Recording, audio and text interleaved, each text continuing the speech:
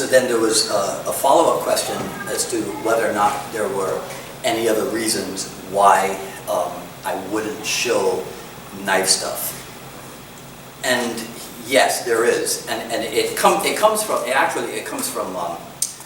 Sifu Dan's Filipino martial arts book from 1980. So I guess that makes me kind of old school, right?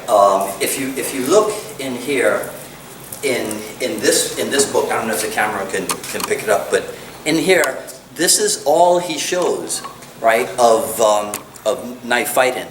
And he says, I really am old school because I got to do this to read it. He says, at the request of the publisher and some of the elderly escrimadores, I've taken out 98% of the dagger techniques from this book.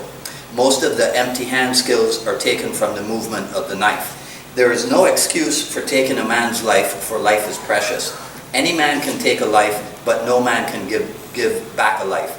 Killing is then a matter between a man and his own personal conviction and conscience, right? So, you know, it's not a thing about right or wrong, whether or not people should show it. It really is just a matter of conscience and consciousness. So, you have to be a person of responsibility. So if you're showing stuff, see, it's like, if I'm training law enforcement, that's something different.